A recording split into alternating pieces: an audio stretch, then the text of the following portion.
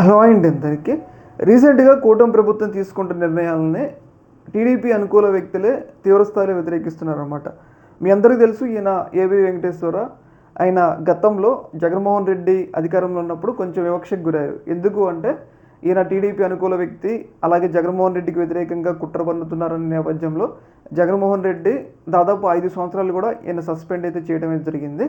అయితే కూటమి ప్రభుత్వం అధికారంలోకి వచ్చిన తర్వాత ఈయనకి జగన్మోహన్ రెడ్డి హయాంలో ఏదైతే లాస్ జరిగిందో వాటన్నిటిని కూడా, అంటే శాలరీస్, ఆయనకు వచ్చే అలవెన్స్లో వాటన్నిటిని కూడా కూటమి ప్రభుత్వం వచ్చిన తర్వాత ఆయనకైతే ఇవ్వటం జరిగిందనమాట. అంటే ఒక రకంగా ఏంటంటే ఈయన జగన్మోహన్ రెడ్డి వ్యతిరేకి, అలాగే కూటమి ప్రభుత్వ అనుకూల వ్యక్తి అనమాట. అయితే ఈ సందర్భంగా ఇప్పుడు ఈయన కూడా కూటమి ప్రభుత్వ నిర్ణయాల మీద తన యొక్క అసంతృప్తిని వ్యక్తమైతే చేస్తూ ఉన్నారు.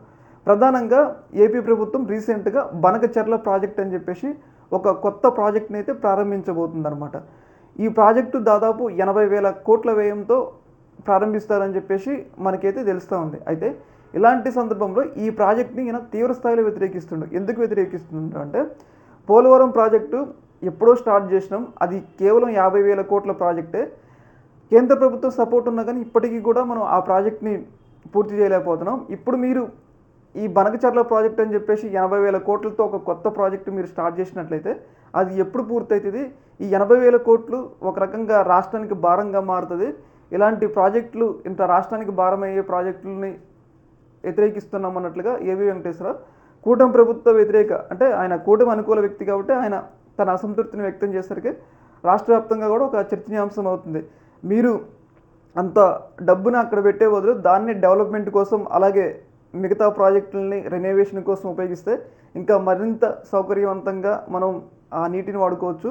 ఈ ప్రాజెక్టు కేవలం కాంట్రాక్టుల కోసమే అన్నట్లుగా ఆయన తన అసంతృప్తిని అయితే వ్యక్తమైతే చేయడం జరిగింది. అయితే కూటమి ప్రభుత్వం వచ్చిన తర్వాత ఏబి వెంకటేశ్వరరావు గారికి పోలీస్ హౌసింగ్ కార్పొరేషన్ చైర్మన్ ఇచ్చారు. అయితే ఆయన డీజీపీ స్థాయి వ్యక్తికి ఆ పోస్ట్ అనేది అంత అనుకూలమైన పోస్ట్ కాదనమాట. ఆయన వేరే పెద్ద స్థాయి, ఆయనకి ఇచ్చిన పోస్ట్ ఏమో చిన్న స్థాయి. అప్పట్లో టీడీపీ అనుకూల వ్యక్తులు, అంటే టీడీపీ కార్యకర్తలు కూడా ఏబి వెంకటేశ్వరరావు స్థాయి ఏంది, మీరు ఇచ్చిన పోస్ట్ ఏందని చెప్పేసి సొంత టీడీపీ ప్రభుత్వం మీద వాళ్ళు వ్యతిరేకత వ్యక్తం అయితే చేశారు. అయితే ఈ అన్ని వ్యవహారాల మీద ఆయన ఏమన్నా అసంతృప్తిగా ఉన్నాడా, అందుకోసం టీడీపీ వ్యతిరేకంగా మాట్లాడుతున్నా అన్న ఒక అభిప్రాయం అయితే వ్యక్తం అవుతుందన్నమాట. ముఖ్యంగా ఆయన చెప్పేది ఏంటంటే, ఇప్పుడే రాష్ట్రం కష్టాలు ఉంది, ఇప్పుడు బనకచెర్లతో 80,000 కోట్లు మళ్ళీ అదనపు భారం అవసరమా, అటు అమరావతి ఉంటుంది, అమరావతి ఇంకా పూర్తి కాలేదు, వీటన్నిటిని ముందు మీరు ఏమంటారు పూర్తి చేసిన తర్వాత వాటి వైపు వెళ్ళండి అన్నట్లుగా తన అభిప్రాయాన్ని అయితే చెప్పడం జరిగిందనమాట.